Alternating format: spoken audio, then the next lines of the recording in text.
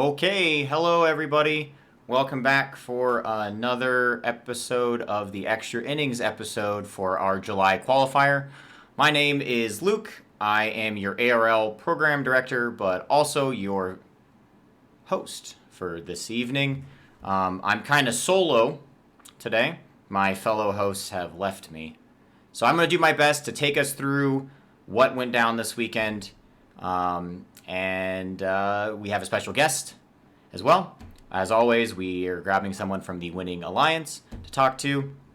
I did lie a tiny bit. I am joined by my co-host today. It's a surprise co-host. If you were at the event this weekend, you probably met this person. They are the lead mentor for our Phantom team, 9999, which, if you were watching, they were finalists this weekend. So I'd like to welcome the lead Phantom. If you don't know the lead Phantom, stay tuned for in 2 minutes. I'll probably explain the whole Phantom thing.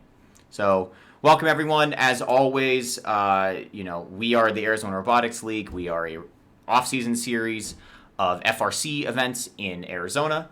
All free for all FRC teams. Please sign up. We need more teams. We run one event qualifier a month, and this last week was the July one. This last weekend was the July one. As always, we are sponsored. Big thanks to our sponsors, Honeywell and the Diamondbacks, for making all this possible, and all the volunteers behind the scenes, both at the event and for this show. All right, so let's get into it. This weekend we had 11 teams, so one shy of 12. Unfortunately, we had 15 going into into Friday, but we lost some, unfortunately. So we ended up with 11 teams. This does mean that Team Update 3, which we talked about at the warm-up episode, did come into play. For a quick recap of what Team Update 3 is, if you'd like to know the full bit, like the full rule, please look it up in the manual. The Team Update 3 was regarding Phantom teams. It's basically a provision that we wrote after the first event that says if we have less than 12 teams, we're adding a Phantom team to the mix so that we can run a 4-team or a 4-alliance playoff bracket. At the June event, we were only able to run finals. So we really wanted to make sure that we were running a full 4-alliance bracket this time around. So we have the Phantom rule. We didn't think it was going to be necessary, but good thing we wrote it because we only had 11 teams. So 11 teams, we were able to get practice matches in on Friday, so that's great. That's a first for ARL. Obviously, we're not going back. And big props, by the way, to our volunteers for setting up the field super fast. And on Saturday, we got 10 qualification matches in with 3 scheduled breaks of about 15-20 minutes throughout the day so that we could kind of assist teams and give them time to fix their robots. Because as we know, if you've competed at the ARL before, due to the low team count, our turnaround times are really fast. So sometimes you'll play 2 matches in a row. To avoid having 3 matches in a row, we did add those kind of cool down periods in, so that went really well. All right, so after 10 qual matches, what do we look like? Well, let's take a look. Oh, we are so... Slide guy, there he is. Okay, wow. Starting off strong. Okay, so after 10 qual matches, these were our rankings. And there's a lot we can extrapolate from these rankings, and I'm kind of going to break it down a little bit for you. Obviously, we see, our top 4 here, right? We have 498 at number 1, 2403 at number 2, 6413 number 3, and 8745 at number 4. Slide guy is at it again. I thought we talked about this, but, I guess we're going to have to talk about it again. So what do we pull out of this? Well, we can see that our highest, or our best record team were Degrees of Freedom. So mad props there. They went 8-2 over their 10 qual matches. But while the team that ranked 1, 498 went 7-2-1, and the number 2 team went 7-3. So I think this kind of shows you just how important RPs are not just in this game, but honestly, every first game, right? Look how important the RPs are. Even though Degrees of Freedom 64-13 won one more game than the two above them, their ranking score was at 2, and the other two were in their losses were able to pick up ranking points still, and which kind of set them apart. The good news for 64-13, 24-03, and 498 is all three of them crossed the 2 ranking score threshold, so they do get those 2 bonus championship points. So that's great, right? So even though you didn't rank 1, you're still above 2. 498 a point 1 away from unlocking the next tier of ranking point for the championship. If you're wondering about the full breakdown for that, please check the Arizona Robotics League handbook. It's all in there. Basically, every 0.5 of the ranking score, you get an extra 2 championship ranking points. So 64-13, 24-3, and 498 all got the same, even though, one is ranked 1, one's ranked 2, one's ranked 3. We could see that 498 ranked 1, and the only thing they led the pack in besides ranking score were endgame points. They led the pack in endgame points with 16. Their taxi plus auto score was lower than the next 4 teams, right? And their match points were lower than Plasma's at 53.7. So that's some interesting things, right? We kind of talked about in our warm-up episode just how important the end game and those climb points are, just in terms of, in maybe a low-scoring field in terms of overall match score. The end game is going to be your faster, like, it's the way you score the fastest in the least amount of time, right? Highest rate of score there at the end game. So, from watching throughout the day, 498, I think, missed 1 climb, and it was still a mid. So they high climbed every match other than that, right? And a couple of our teams lower than them maybe didn't make it off the ground in time and missed a climb, or they fell off a bar, or they something like that, right? So that I think that's probably what set 498 apart here. Also, in almost a deja vu moment from the June qualifier, Plasma 2403 ranked 1 throughout most of the morning, and then pretty much in the final 3 matches, just the way the match schedule broke down, 498 played Plasma twice in a row, and Plasma, so 2403, in those matches they had the Phantom team, and maybe the Phantom lead mentor would like to give their input on what went down in that match, but 498, on the other hand, was paired with Degrees of Freedom twice in a row. So kind of just a luck of the scheduling there for 498. They were able to beat Plasma twice in those 2 matches and basically leapfrog them for the number 1 ranking. They were number 2 most of the day. So, a little bit of, deja vu. We know that at the June qualifier, again, Plasma was ranked 1 throughout most of the day and then literally lost it in the last match, basically, through circumstances which, it happens in FRC. So, very interesting look at the rankings.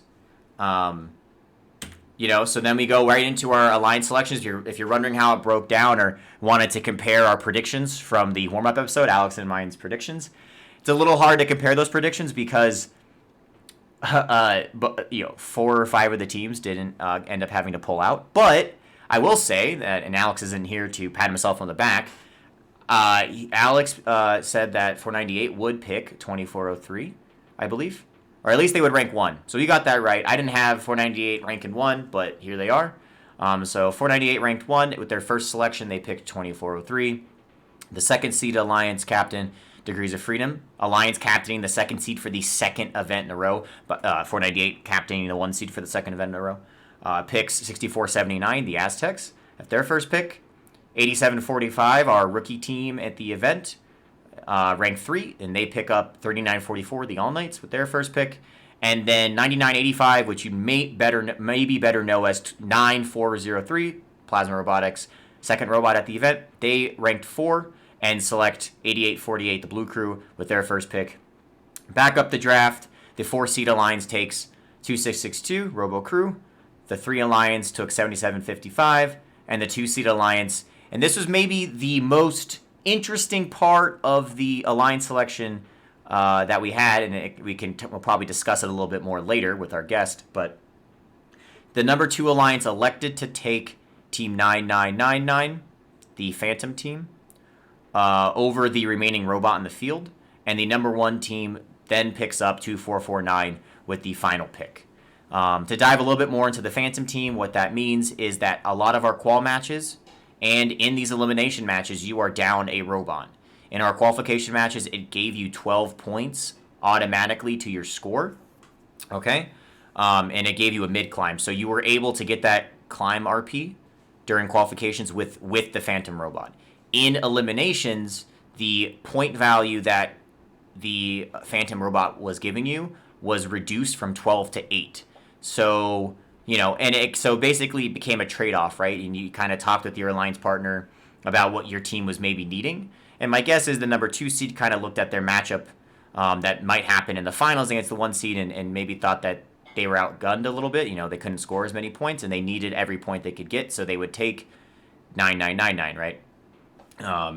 If you're thinking in your head, well, how then did 9999, the Phantom team, not rank really highly? Let me go back here. It is because 9999, the Phantom team, received a red card after every match because they weren't there, and so basically reduced all of their points to 0 while not affecting their alliance partners. So that's why they have 10 DQs.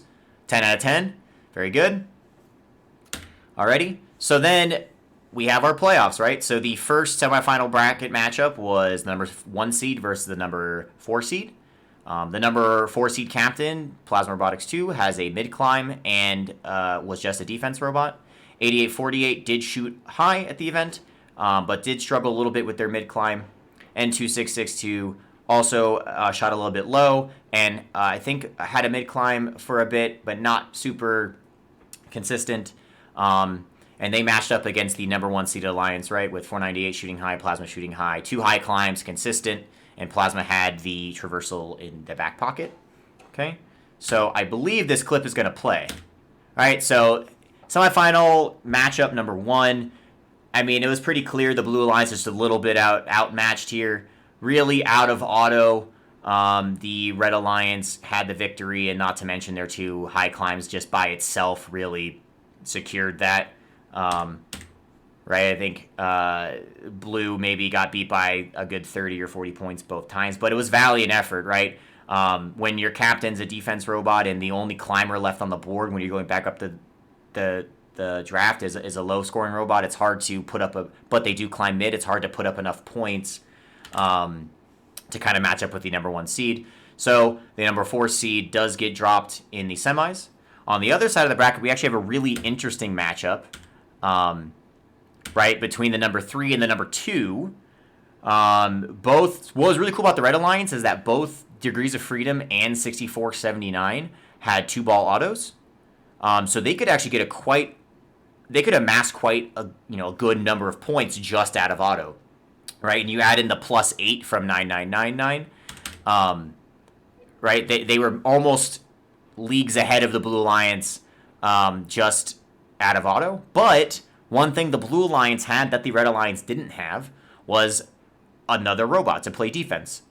And the Blue Alliance, mad props to 3944 who doesn't have a climber, and 8745 who only has a mid-climber for keeping these final scores so close. I mean, both times, by the time we got to the end game, the scores were almost dead even. And unfortunately, right, like the Red Alliance with Degrees of Freedom, with they could climb high consistently and sometimes traversal, plus the mid climb of 6479, it really outgunned the end game of the Blue Alliance. But really good strategy on the Blue Alliance. They kept it very close. Listen, Aztecs, I'm seeing you in the chat. I believe you that you had a 3-ball in semis. I believe you. It's sick.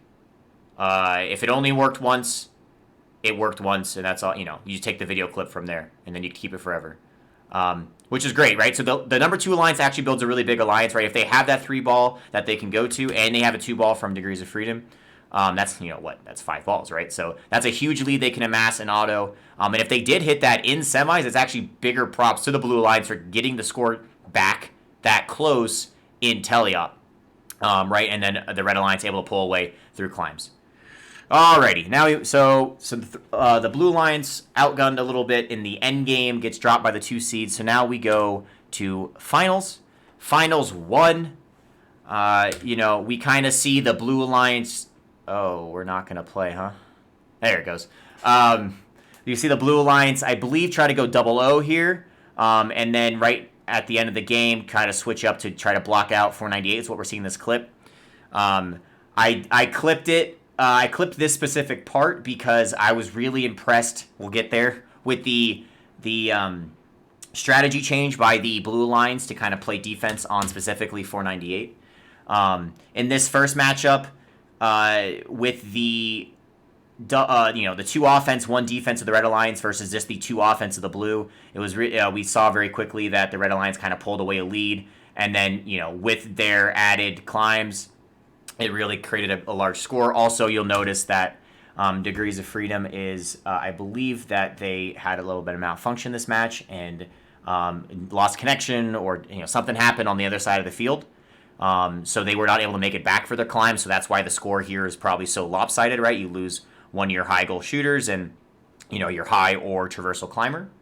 Finals 2 got a bit more interesting as the Blue Alliance elected to basically stick a defensive robot on 498 right from the beginning, which I think is a super bold move, but I think worked really well. And if they maybe would have done that from the first match and with a little bit of, help from Degrees of Freedom not losing connection on the field, I think they maybe could have gotten the score a little bit closer, right? 498 was actually shut down pretty much the entirety of Finals 2. So whoever's driving the Aztecs robot, 6479, mad props there.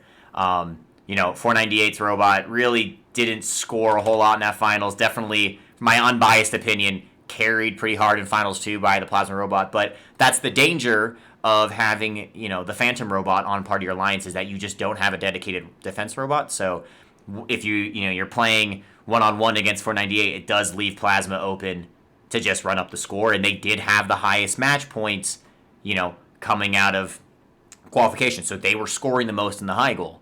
But really well done, really well played event by Degrees of Freedom 6413. Again, ranking 2 for the second event in the row, and our first event for 6479, the Aztecs.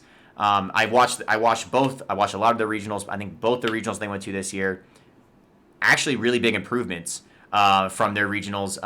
Their intake was working a lot better. Their auto looked good. They were popping in shots. I think with maybe a little bit higher climber during quals, they could have won a few more games. I think if they are coming out to our future events and they are able to modify their climber a little bit, or just dial in and shoot even better from the field, they're going to be pretty dangerous. So I keep an eye on them as we go. Again, this is just their first event, whereas this is Plasma's. So 2403, 498, and 6413. This is their second official event, but third event overall as they attended the scrimmage. So big props to the Blue Alliance for putting up a good effort. But Finals 2 did go the Red Alliance way, so we have our second victory of the year and second victory from the number 1 captain position for 498, and first victory of the year for 2403 Plasma Robotics.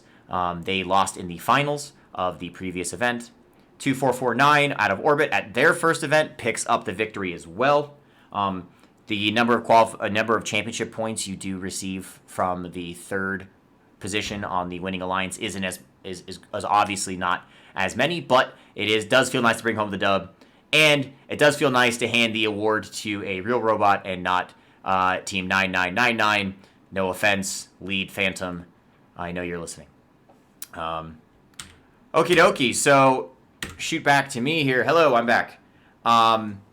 So I think some of our takeaways, from this event, based on what we talked about in our warm-up episode, by the way, if you didn't catch, we do talk about kind of what you should keep an eye out for at that weekend's event. And so we were kind of dead on.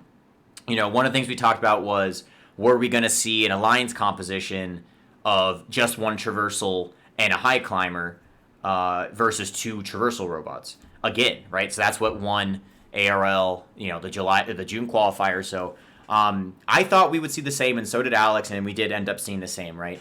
498 and 2403 both kind of electing to stay safe for most of their qualifications and playoff matches by just climbing too high. I will say, of note, and this is a big note if you're doing any scouting or advanced scouting for the next ARL qualifier, that Plasma 2403 is traversing more consistently than I think I've ever seen them this season, including the FRC season. Definitely the ARL season. And they even did it they did it in finals too. So ending on a great note for them. They're getting that traversal up there. It's been, I'm sure, a very long work in progress for them. And then finally being able to get it consistently on the field is mad props there. Great job. And 498 was the most consistent climber at the event based on numbers, right? They were hitting the high climb every match but one.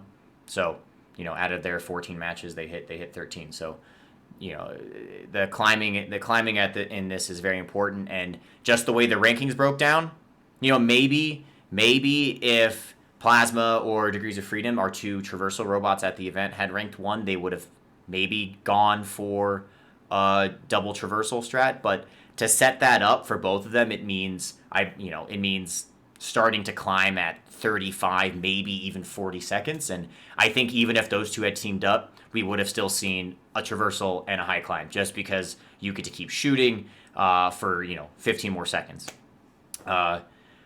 We did see again that the accelerated match schedule, because of such little teams, did affect some robots' performance in terms of staying whole on the field. Speaking from what I heard after the event, the 498 robot went through some big breakage that they were able to get turned around. We saw, Plasma's robot 2403 fall off the traversal really early in the vet and their entire tower pop off, which, if you've been watching them all FRC season, has happened before, and they're really fast at turning it around. But they did get it back on the field for their next match, right? So, it was something that teams had to look out for, and some things could have plagued robots that I never even realized, right? There could have been robots on the field that were dealing with injuries, if you will, that I didn't know. Overall, I'm very impressed with the steady improvement of the event. Just based on what we saw at the June event versus the July event, I think our average scores were up.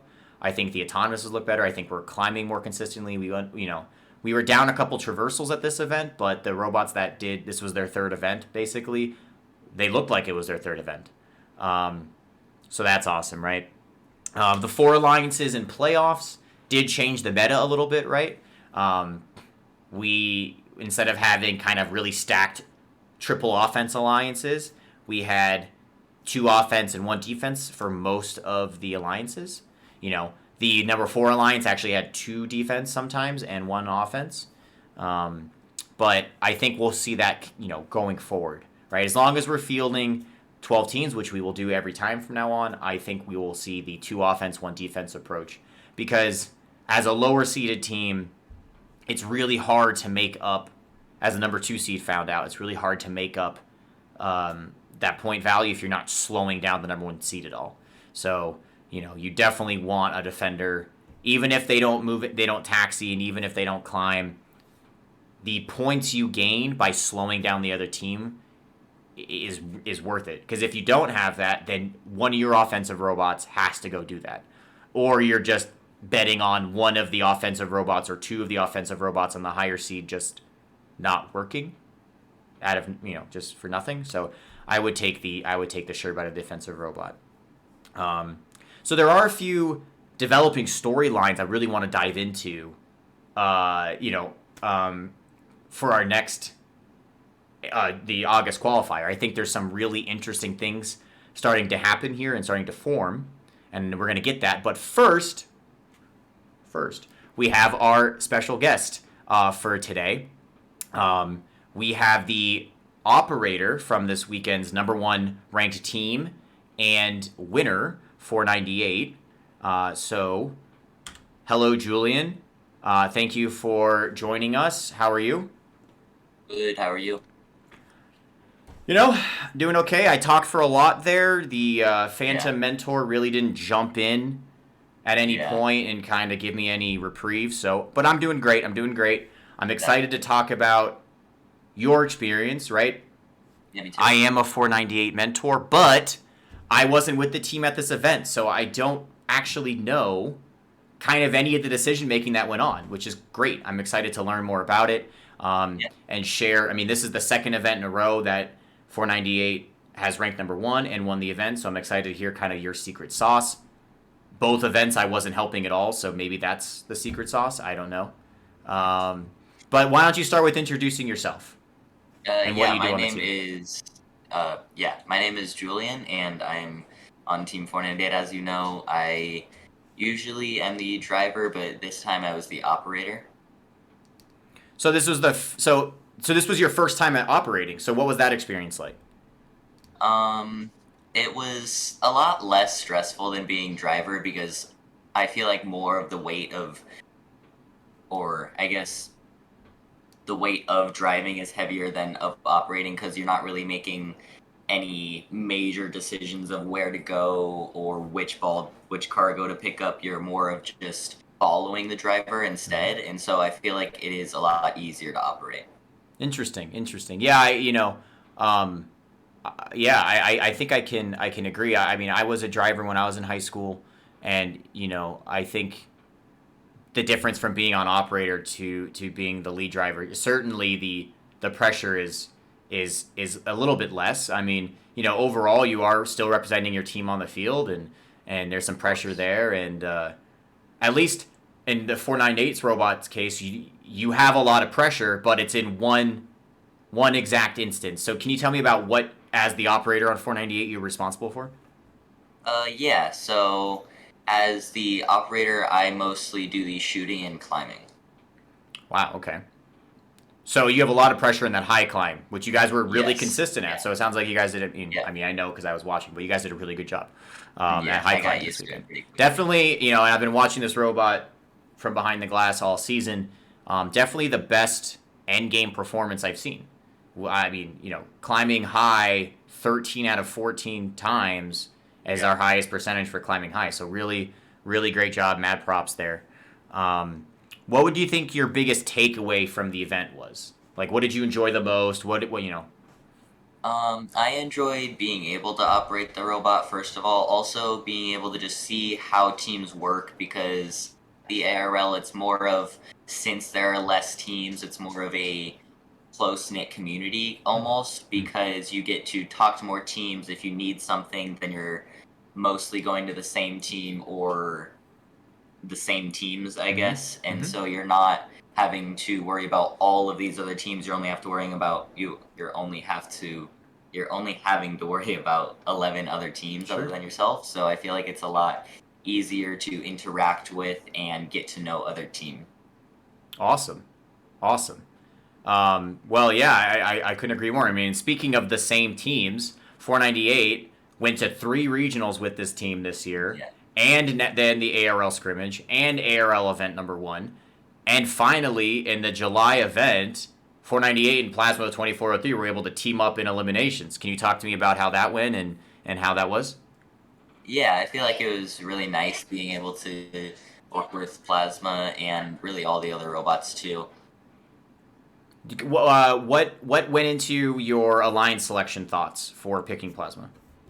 Um, Let me get my notes here one Oh, he second. has notes. So, first of all, I feel like they're an amazing robot, just like an overall really excellent shooter and climber. The one time that they did fall wasn't really a major issue for us because we saw them be able to recover from that really quickly, and they have very consistent high climb, and they sometimes can even do a traversal. Mm-hmm.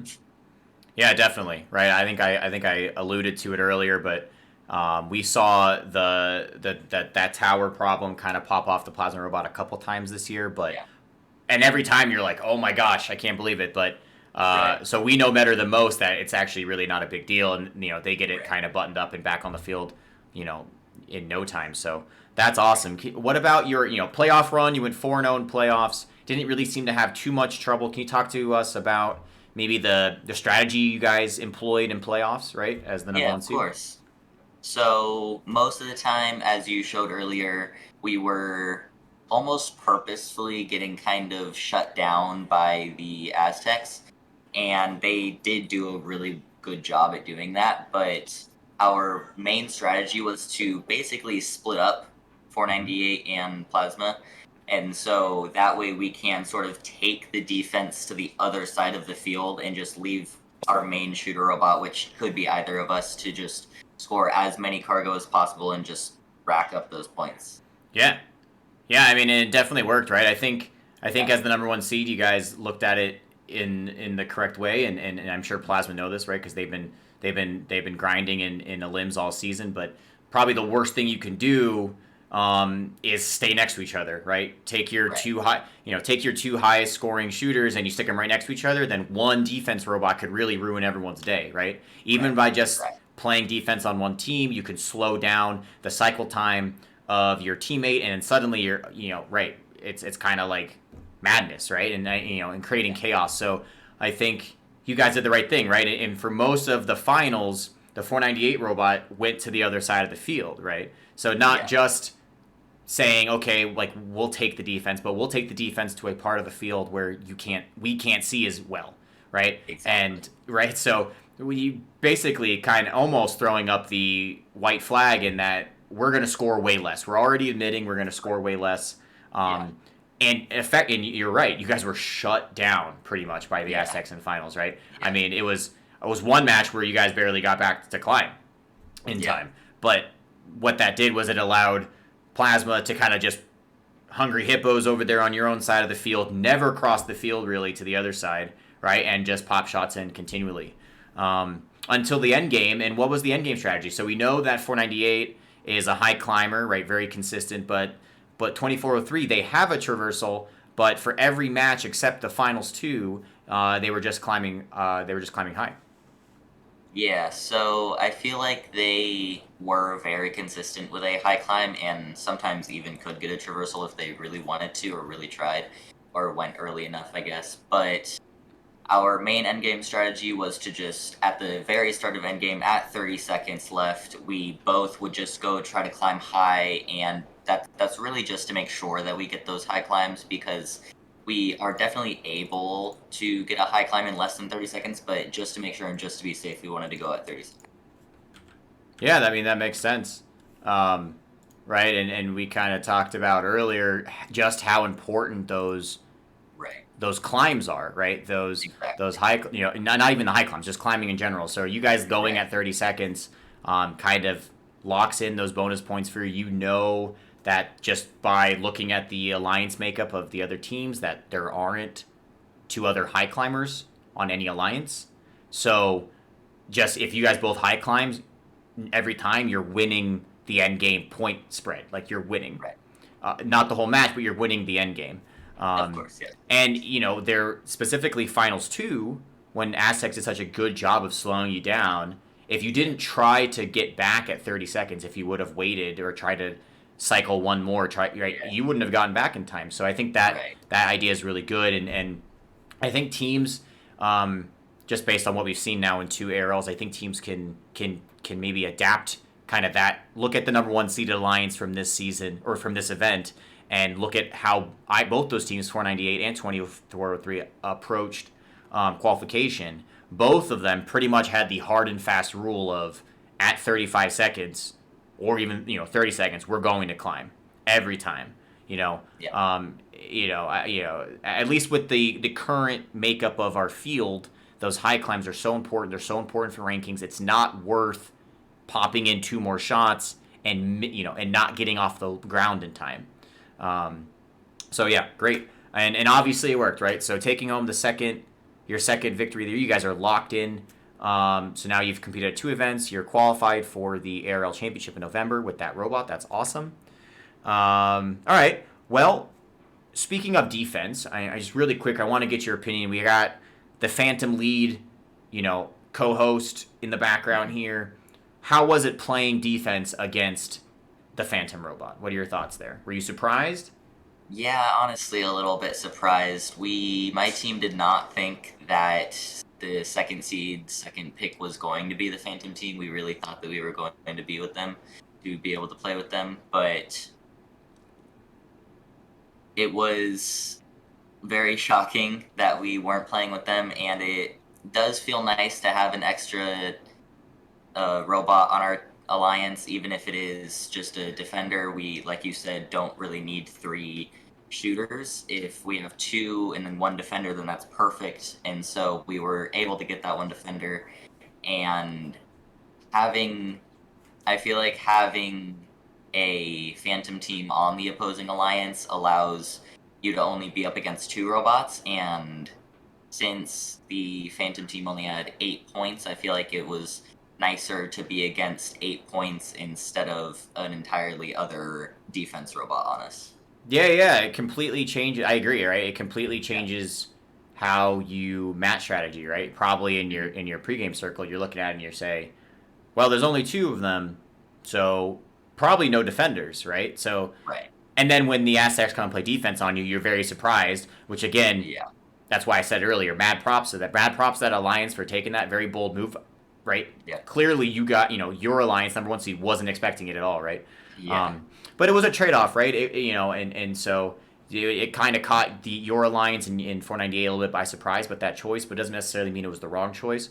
Oh, yeah. The second seed alliance, right, clearly put some value in the guaranteed 8 points.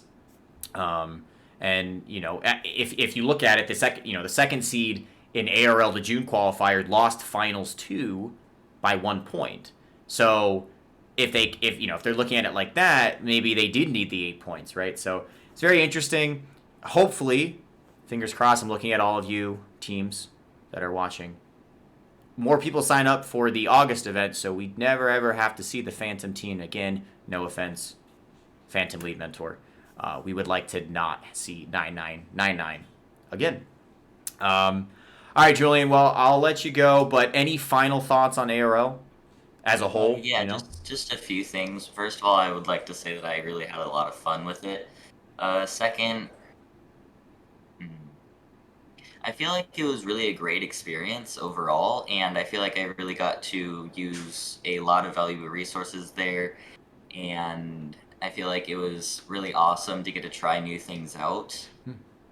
And not even just for me, I feel like my entire team got to experience new things and new roles, and being what a driver is like, or what an operator is like, or what being in the pit crew is like, stuff like that. And then I really recommend and encourage teams to be able to have that experience, and I feel like the ARL is a great way to do that. So I feel like if you want to join, I agree with Luke. I feel like you should. Yeah, that's what I like to hear. Join up. Awesome. Well, thanks, Julian. Appreciate you hopping on. I happen to know for a fact that you have a robot to design, so Yeah. we'll let you go do that. But thanks right. again, man. Congrats on your win. Thank you. All right, see ya. Bye. And we're back to me and the lead Phantom Mentor. Hello, welcome back. Let's get into it. Let's talk about what we can look forward to at the August qualifier. If you're registering, I assume you've all registered your teams by now for the August qualifier. What are we watching for or what can we, theorize about the next event, right? So here's what I'm going to see. Well, here's what I'm excited about, and this is something that we don't necessarily get to see in a typical FRC season. Smarter defense, and what do I mean by that? I mean, the same defending robots are going to see the same teams again and again and again and again and again, right? And so normally you go to your regional, and then you go another regional, and then maybe you qualify for champs, and so maybe you get to play a bunch of matches a year. But at every regional, it's the different teams. Even if you go to both Arizona regionals, it's different teams, like out-of-state teams. You go to championship, there's a ton of different teams, right? But ARL is pretty unique, right? We are playing every month the same teams. So how does defense evolve now? Does 9403, right? They've been at the practice, they've been at the June qualifier and the July qualifier. Do they just know now how to play defense against 498, right? Do they get better? Do they know what to look for to shut them down? Does the more times they play defense against that same team, because you remember in qualification, because there's less teams here, we're just playing each other all the time. How does defense get better? Does it get smarter? I'm very excited to see that. I think it's going to be actually kind of a big storyline, if you will, as we go, right? We don't really get to see this kind of thing where the same team gets to play defense on the same team for so many repetitions, if you will. What else? So smarter defense. Climbing continues to be king. I'm really excited to see teams continuing to evolve their climbs, right? At a maybe a I don't want to have like a weaker overall scoring event, like some of the ARL events, right? We are really starting to see how climbing can swing matches. It can swing rankings, right? So if teams were looking to change anything going forward, right, figuring out a way to get to the high rung, to get from the low rung to the mid rung, to get from the high rung to the traversal could be quite literally event changing, right? I know that in my own experience, 498 during the regular season, we only climbed mid rung at our first two regionals, and between regionals 2 and 3, we added the high climb, and so the overall point value of our team went up so much, right? And being able to bring that to an alliance and now to ARL, that's the reason for that robot success, is being able to climb literally just one rung higher. Don't even look at traversal. If you're currently a mid-rung robot, try to get to that high rung, right? And reach out. I'm speaking for them. It's kind of with them. But if you're interested at trying to get your robot from the mid-climb to the high bar, reach out to 2403, reach out to 6413, reach out to 498. Those are all teams in our community that'd be more than willing to try to boost your robot's overall point value a little bit. All right. I'm seeing some chatter in the chat right now about our Phantom team. I would like to keep all insults to a minimum. We respect the lead Phantom. We respect Team 9999. They put up a valiant effort. They were finalists. So everyone relax. Thank you, lead Phantom, again for being here. Appreciate you sticking through it. What's our last what to watch for? New drivers, or are we locked in now for ARL? So, we talked about ARL being a great opportunity to maybe get a new drive team, some practice, maybe try different people in the drive team role that would never be there to begin with.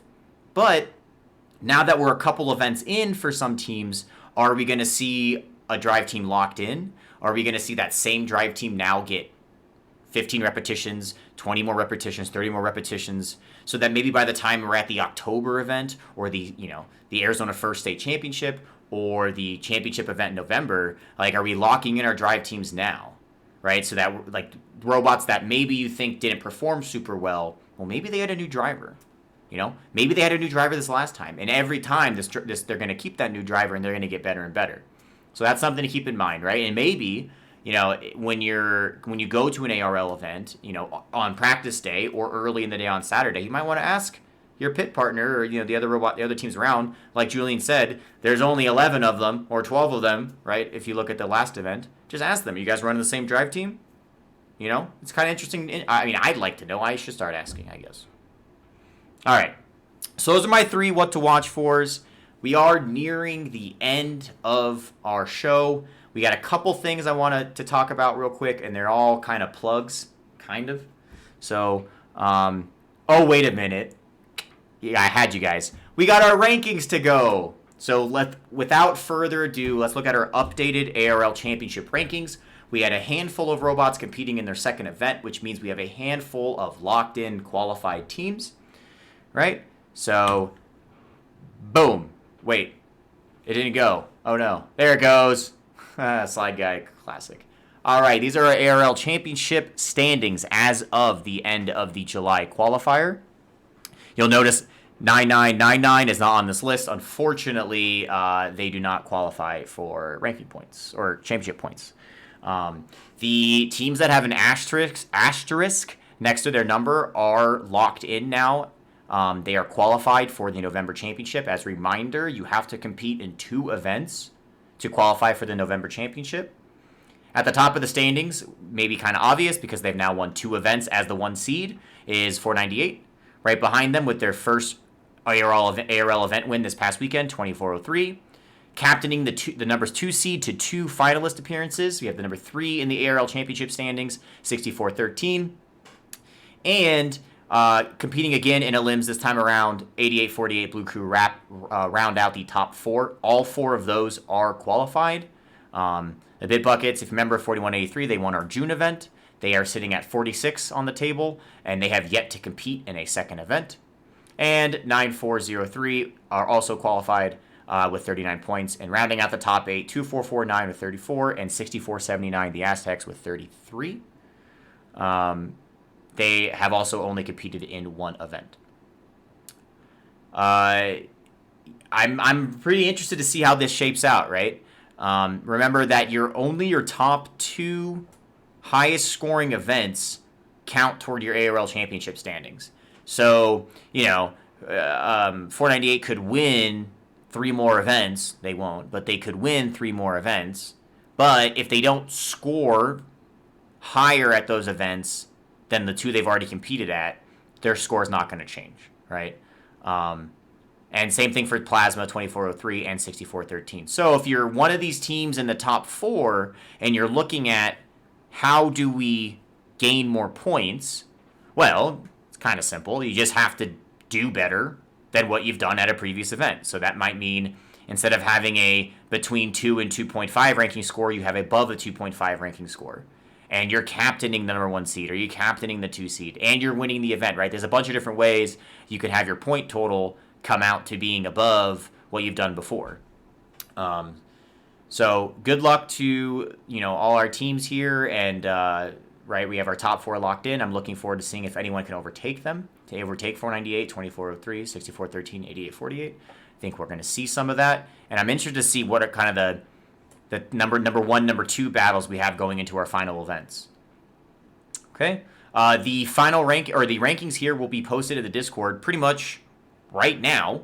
So you can, spread that around. It'll be posted on our social media tomorrow. So you can share your pride of being number whatever, or not for your update. And the last couple things for the show, upcoming ARL events.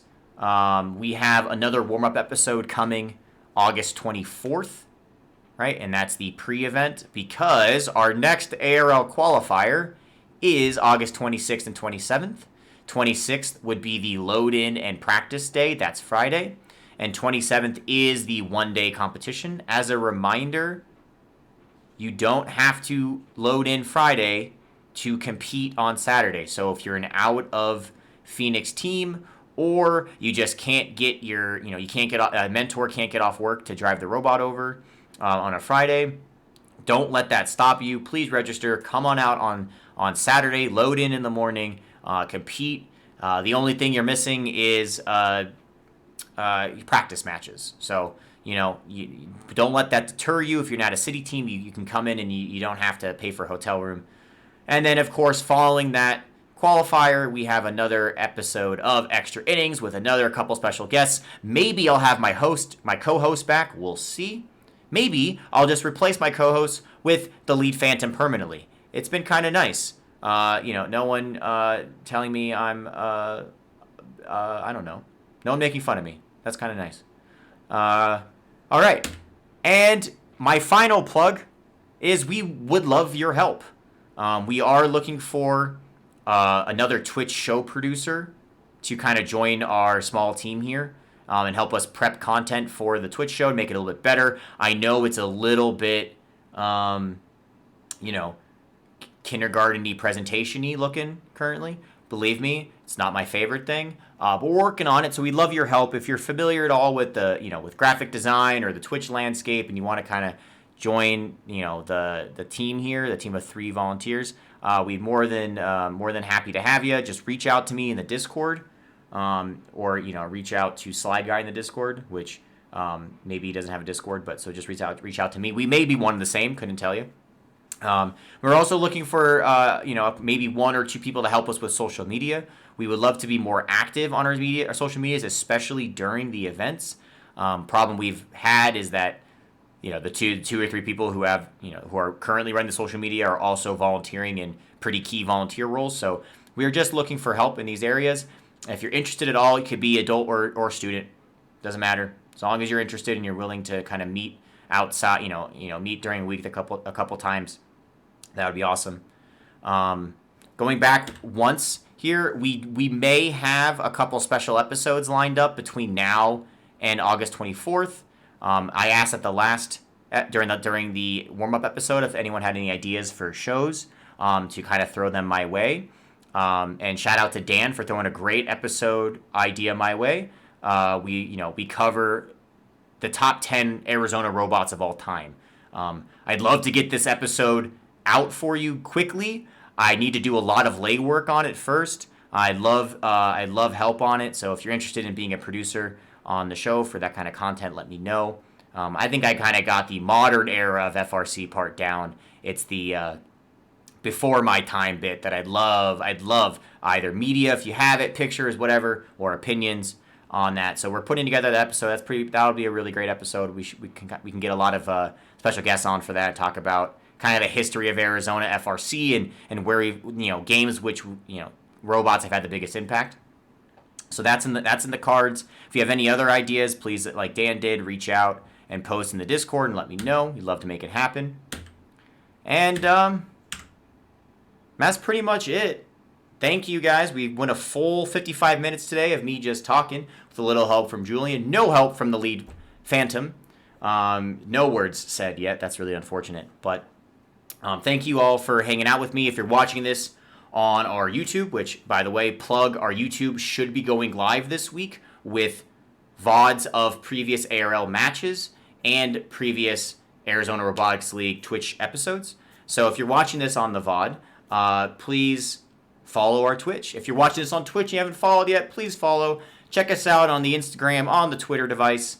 We're there. We post. It's fun. Join our Discord if you're interested in kind of chatting up with your fellow Arizona teams. Talk about how you thought the event went this weekend, matches that you thought were interesting. Let me know. I'm interested to know if your assessment is the same as mine. Would you have taken the Phantom? Here, let's go with our first official poll question.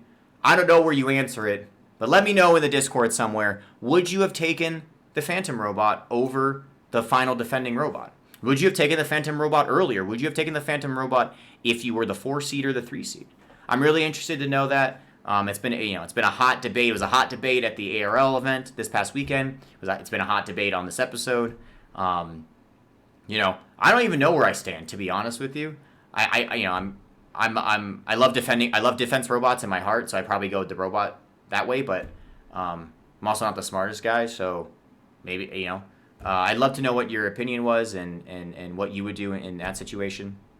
And that's it. So I'd like to thank you all again for joining us. Thanks to our sponsors, as always, Honeywell and Diamondbacks, for the whole ARL experience that we're putting on. Thank you to the volunteers from this weekend's event and to the volunteer team that works our Twitch show. Thanks to Julian from 498 for joining us today. Thanks to Slide Guy. Thank you, Lead Phantom. Team 9999 will not be forgotten, but it won't be attending any more ARL events. Fingers crossed. Looking at you, not signed up teams. Thank you all. I guess that's it for me this time around. I will look forward to seeing you at the next warm-up episode if we don't have a special episode sooner. So, catch you next time.